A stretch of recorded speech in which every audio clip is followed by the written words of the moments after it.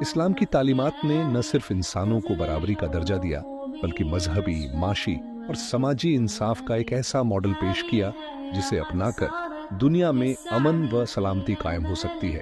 اسلام کہتا ہے جس نے ایک بے گناہ کو ناحق مارا گویا اس نے پوری انسانیت کو مارا، اور جس نے ایک جان بچائی اس نے پوری انسانیت کو بچایا۔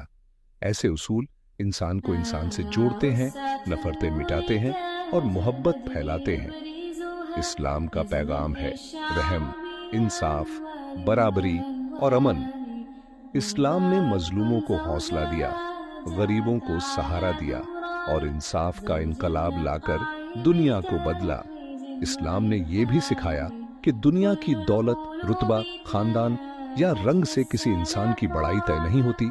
انسان کی اصلی قیمت اس کے کردار، نیک کام اور اللہ سے اس کے تعلق میں ہے۔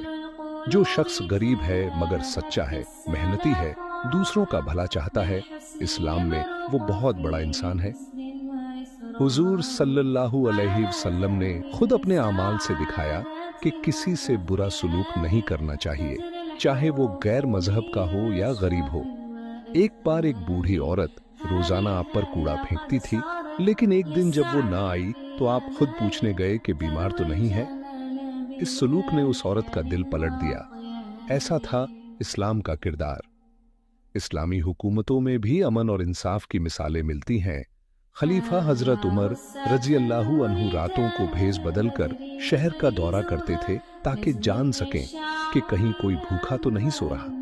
ایک مرتبہ جب ایک عورت چولہے پر پتھر ابال رہی تھی تاکہ اس کے بچے سوچیں کہ کھانا پک رہا ہے، حضرت عمر خود اپنے کندھے پر آٹا اور کھانے کا سامان لے کر پہنچے اور اس عورت سے معافی مانگی۔ اسلام کا یہ عملی نظام ایسا تھا جس نے مظلوموں کو آواز دی، غریبوں کو عزت دلائی اور انصاف کو ہر کونے تک پہنچایا۔ مسجدیں عبادت کے ساتھ ساتھ غریبوں کے لیے پناہ گاہ بھی تھیں۔ سفر میں مسافروں کو ٹھہرنے کی جگہ، بھوکھوں کو کھانا اور بیماروں کو علاج دیا جاتا۔ اسلام کا یہ انقلاب آج بھی زندہ ہے۔ اگر ہم اس کے اصولوں پر چلے تو آج کے دور کی ناانصافی، بھوکمری، ظلم اور نفرتیں سب مٹ سکتی ہیں۔ اسلام کا مقصد صرف عبادت نہیں بلکہ انسانیت کی بھلائی ہے۔ ہر مومن پر ذمہ داری ہے کہ وہ انصاف کرے، غریبوں کی مدد کرے اور امن پھیلائے۔ اسلام کا پیغام کاغذوں میں نہیں، ہمارے عمل میں نظر آنا چاہیے۔ اسلام کی تعلیمات میں صرف مسلمانوں کی بھلائی کی بات نہیں بلکہ پوری انسانیت کی بھلائی کا ذکر ہے۔